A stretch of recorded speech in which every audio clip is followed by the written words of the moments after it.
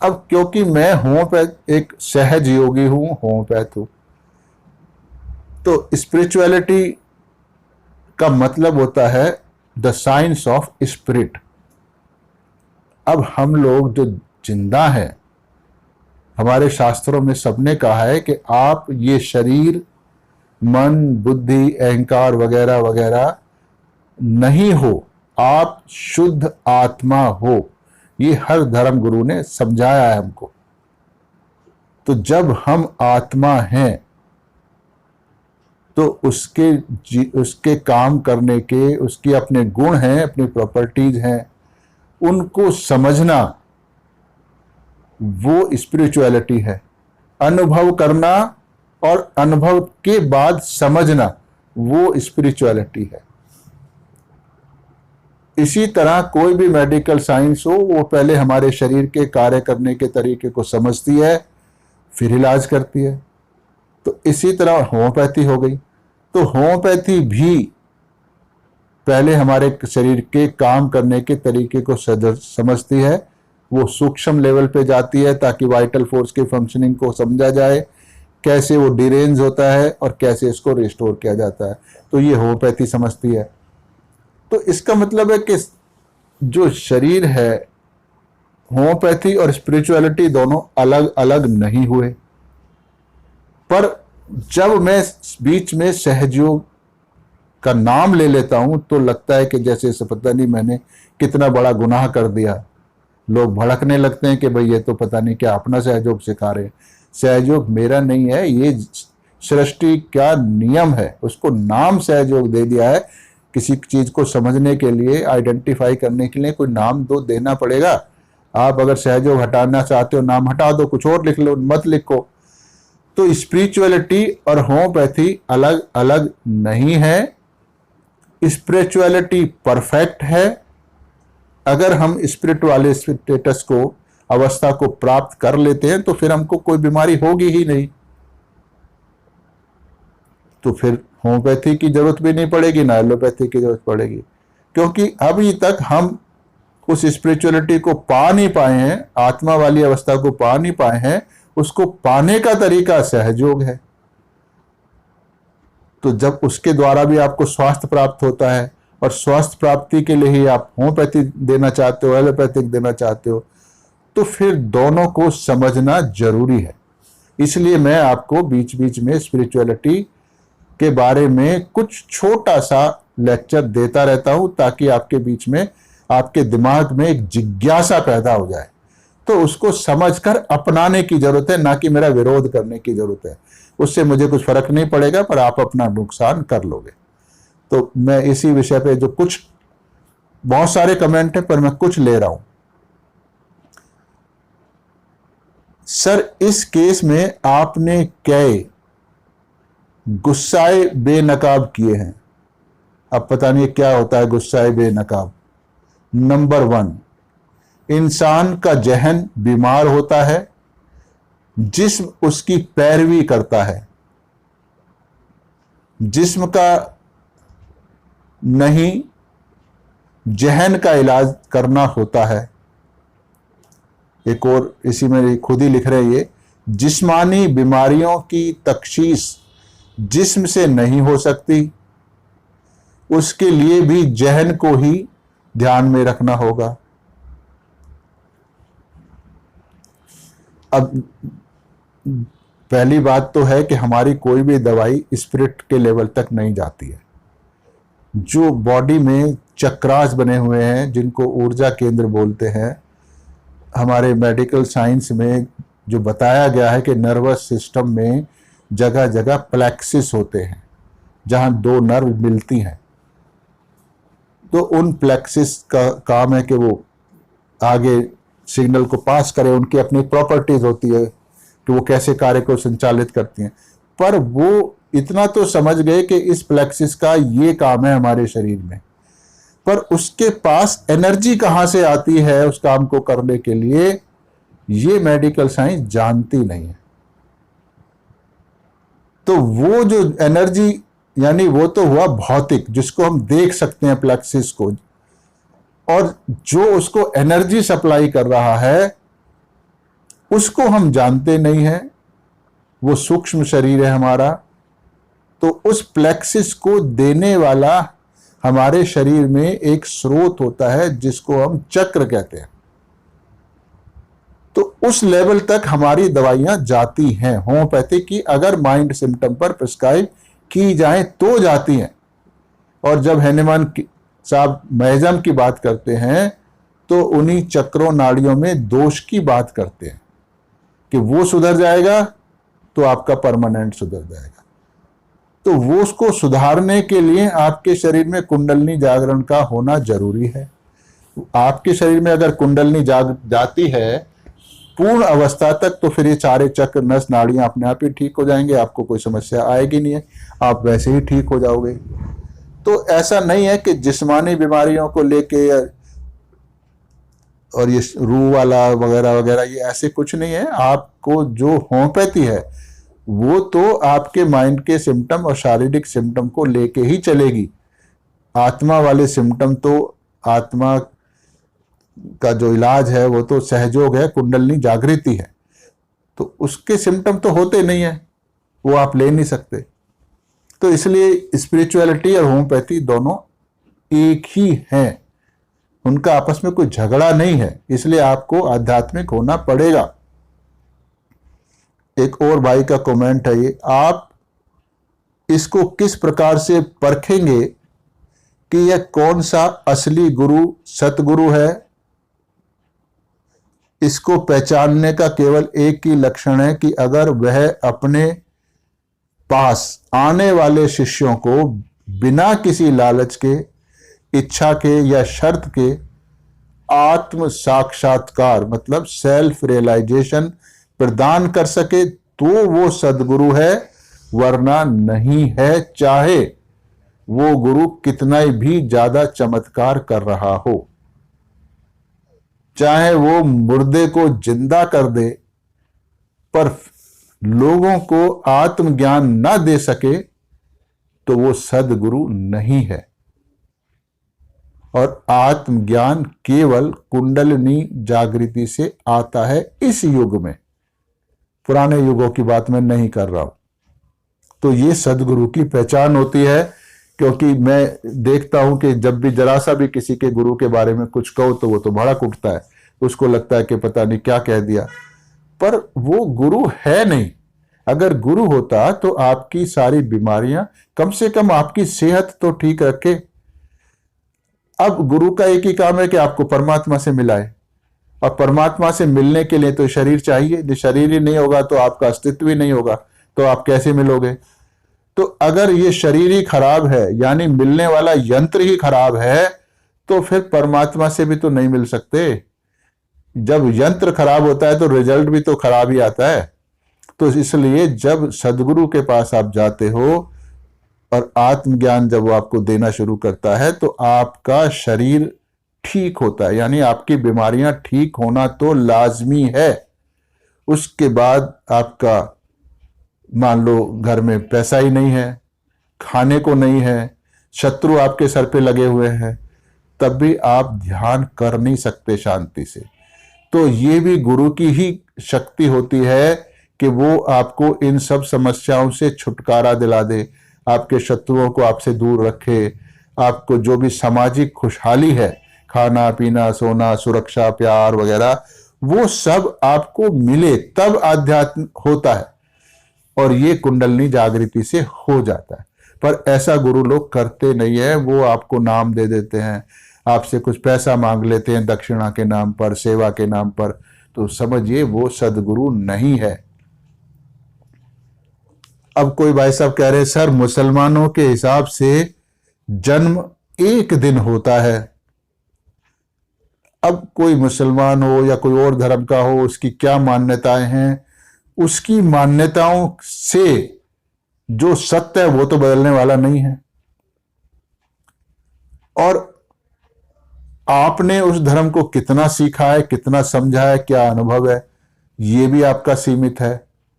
तो इसलिए ये कहना कि हम ऐसे मानते ऐसे नहीं होता, वो ठीक नहीं है। ये एक विकास के द्वारा जो मनुष्य बना है वो सिंगल सेल एनिमल अमीबा से विकसित होते होते लाखों 84 लाख योनियां बताई जाती हैं। उन 84 लाख स्पीसीज से बढ़ता बढ़ता मनुष्य बना है।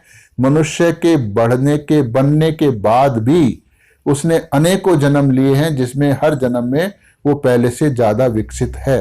ये आप खुद ही देखेंगे कि अगर आप 10-15 पीढ़ी पुराने अपने बुजुर्गों को देखेंगे तो उनकी समझ से ज्यादा समझ आज आपके पोते पोतियों की होती है।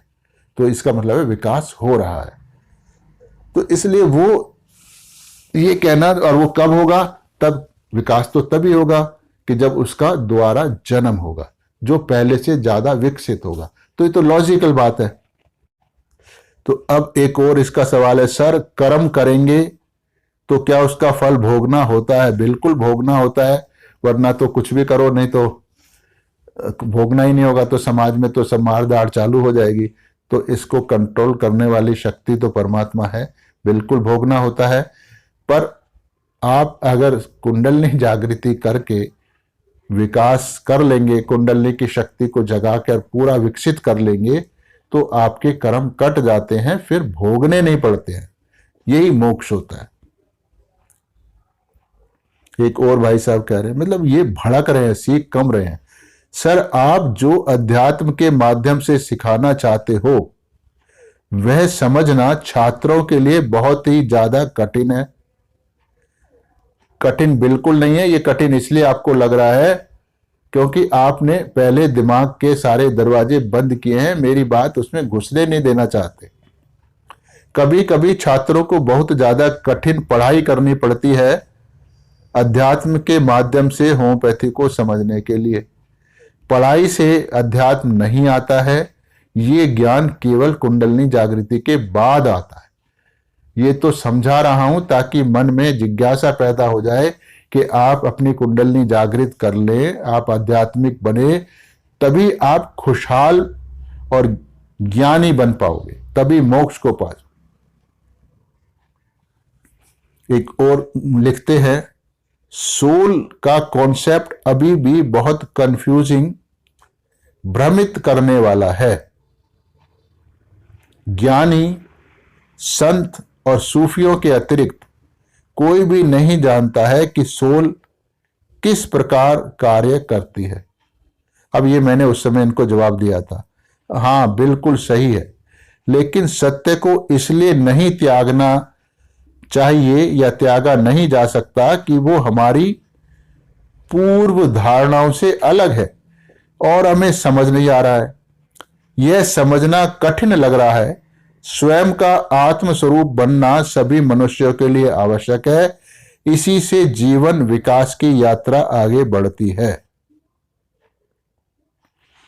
तो ये ज्ञानी संत और सूफियों को जानते थे, ये जैसे भाई साहब कह रहे हैं, बिल्कुल जानते थे।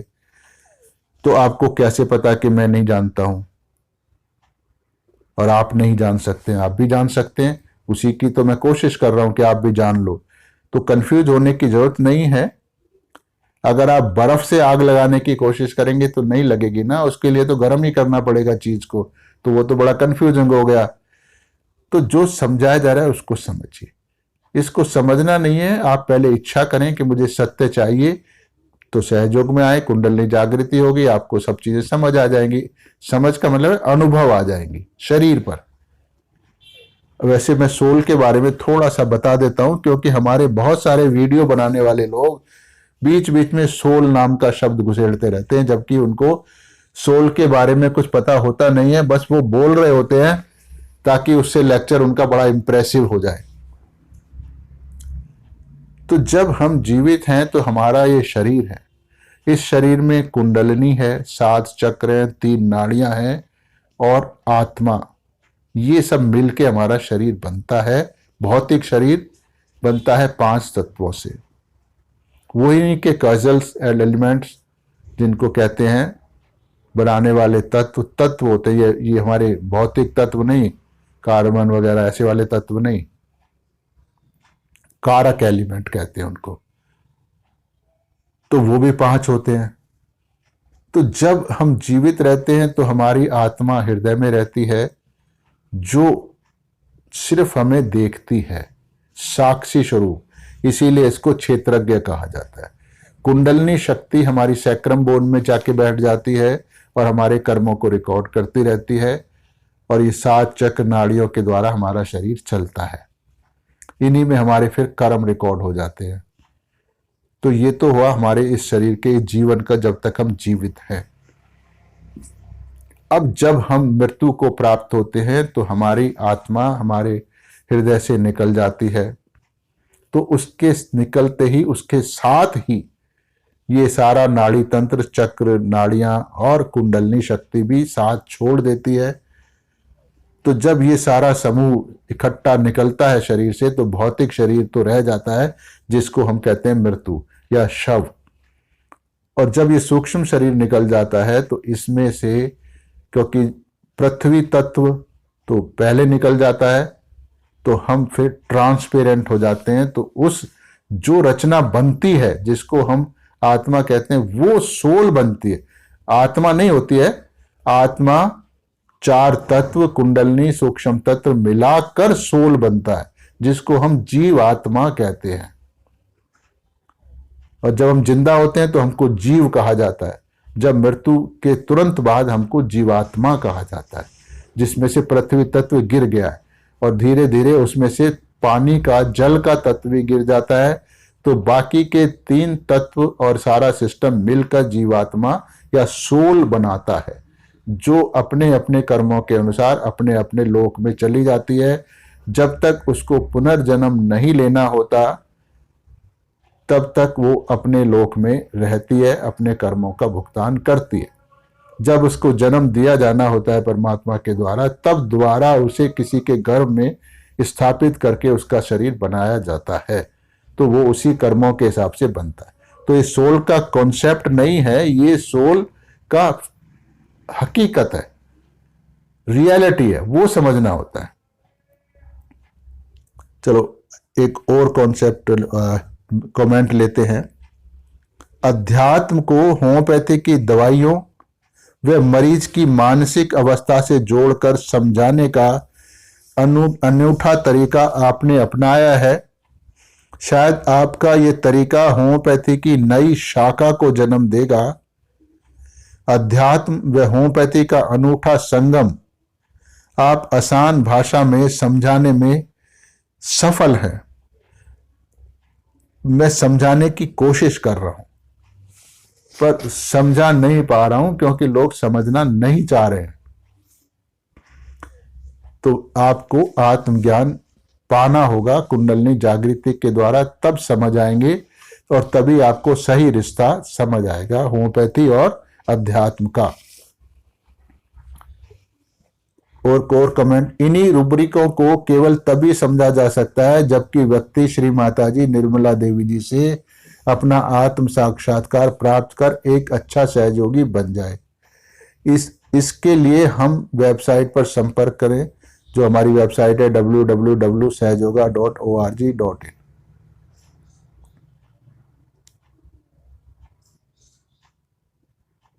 तो ये किसी और होम्योपैथिक डॉक्टर जो सहयोगी भी है, उन्होंने लिखा है, होम्योपैथी बहुत ही अच्छे ढंग से केवल सहज योगियों द्वारा ही समझी जा सकती है।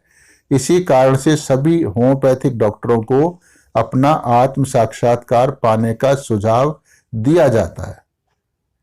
एक और सवाल कर रहे हैं, आत्मा और वाइटल फोर्स में क्या अंतर है, कृपया विस्तार से बताइए। विस्तार से तो बता देंगे, पर विस्तार से समझ नहीं आएगा, क्योंकि आपने सवाल किया है तो मैं बता देता हूं। आत्मा परमात्मा का प्रतिबिंब है, जो हमारे हृदय में होता है, उसी के कारण हमारा जीवन होता है। और उसकी शक्ति जो शरीर को चला रही होती है, वो वाइटल फोर्स होता है। जब आपकी आत्मा निकल जाती है तो वाइटल फोर्स गायब, तो आप मर गए। तो ये दोनों अलग नहीं है, तो विस्तार से बताने की जरूरत नहीं है। जैसे किसी को कहा जाए अपना नाम बताइए, विस्तार से नहीं बताएगा, वो तो नाम ही बताएगा, तो उसमें विस्तार की जरूरत नहीं होती है। एक और है, होम्योपैथिक अध्यात्म नहीं है। आप नई पीढ़ी के होम्योपैथ को गुमराह कर रहे हैं। आपको शर्म आनी चाहिए, बिल्कुल शर्म नहीं आनी चाहिए। शर्म आने के लिए नहीं बता रहा हूं, मैं कोई गलत नहीं काम कर रहा, मैं सबको गलत काम से बचाने की कोशिश कर रहा हूं। आप ऐसे उल्टे सीधे कमेंट कर रहे हैं तो शर्म ये आपको आनी चाहिए, मुझे नहीं आनी चाहिए। मैंने भी आपको उस टाइम जवाब दिया था, अगर कोई अंधा व्यक्ति कुछ देख नहीं पाता, इसका अर्थ ये नहीं है कि इस सृष्टि में कुछ मौजूद नहीं है। इससे अच्छा है कि वो अंधा व्यक्ति अपनी आंखों की कमी को महसूस करे और आंखें प्राप्त करने की इच्छा रखे, ना कि अज्ञानता में जीकर लोगों की भर्त्सना करता रहे जैसे आप मेरी कर रहे हो। ये पर इससे मुझे तो फर्क पड़ने वाला नहीं है, क्योंकि मुझको मालूम है मैं बिल्कुल सही काम कर रहा हूं।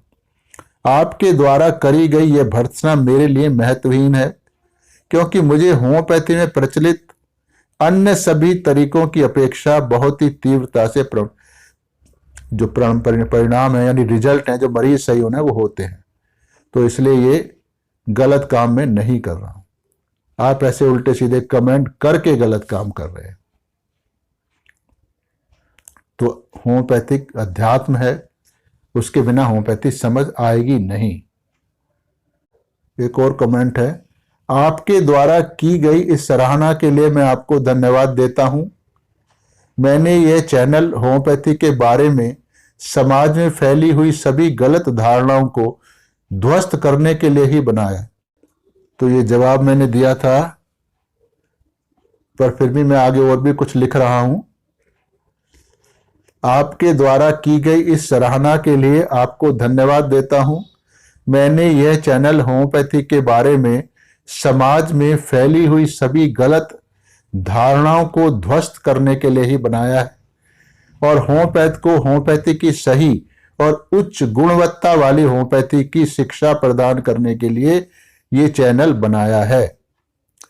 यह शिक्षा अध्यात्म से जुड़ी हुई है,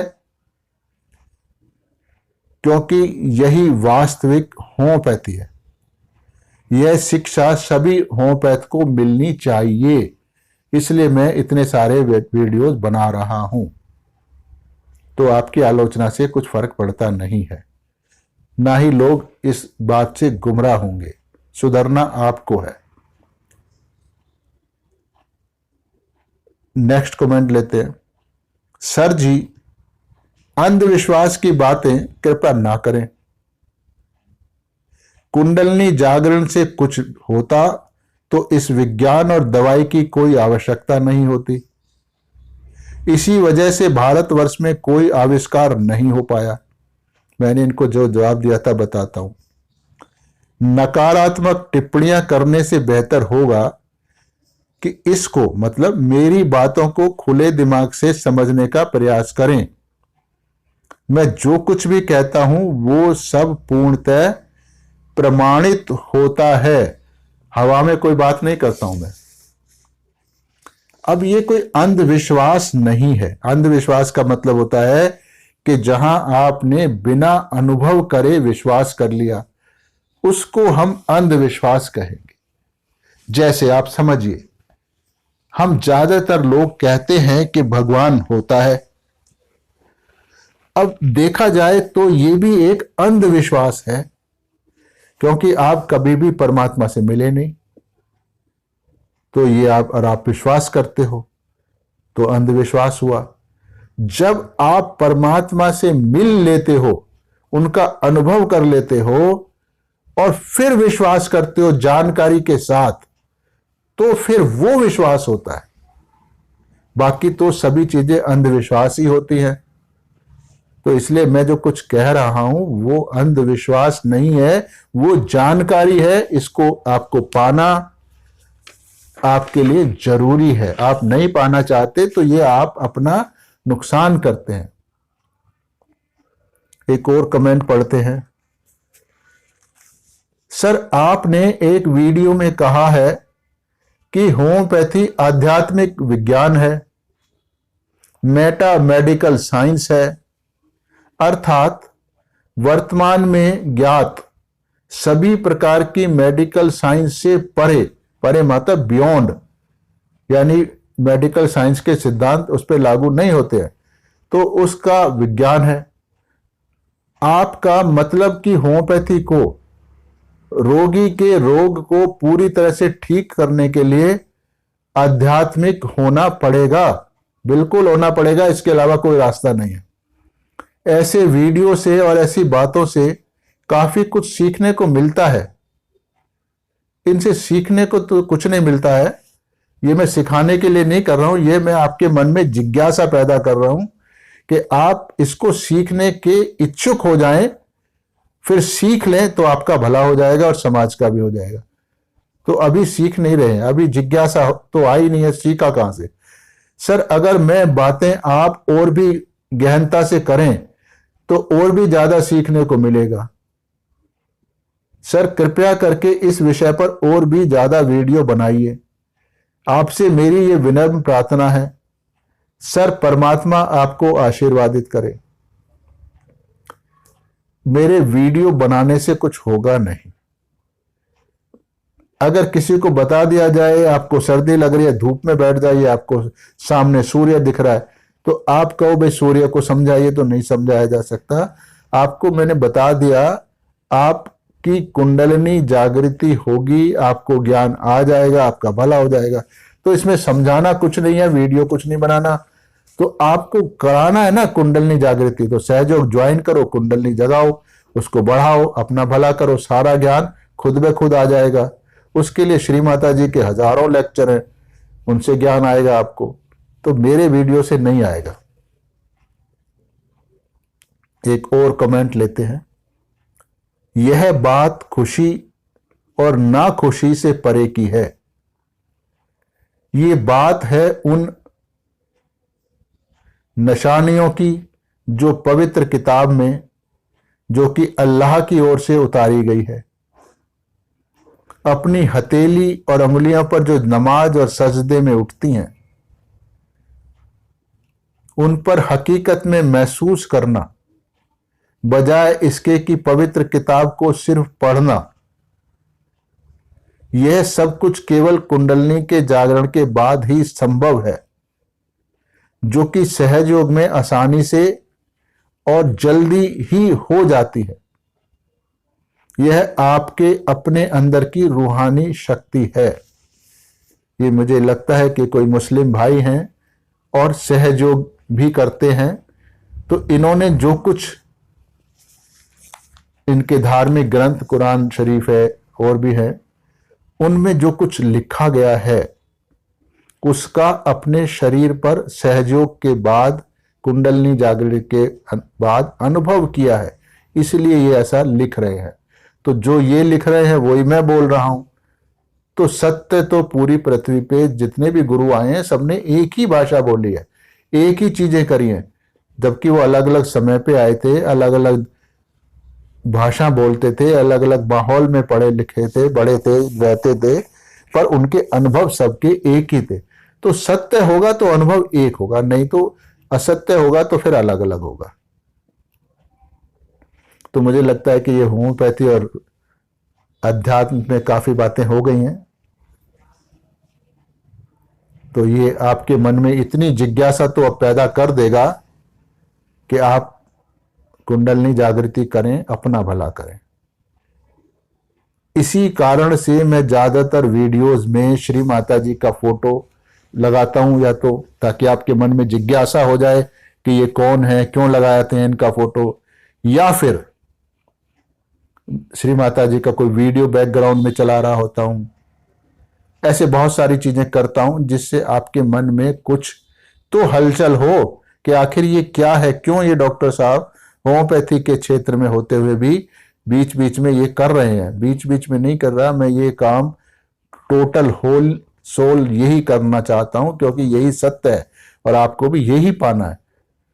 होम्योपैथी या और कुछ जो कुछ भी दुनिया में हम कर रहे हैं वो साइड में जिंदा रहने के लिए है, लक्ष्य नहीं है वो। हमारा लक्ष्य है कुंडलिनी जागृति के द्वारा मोक्ष को पाना।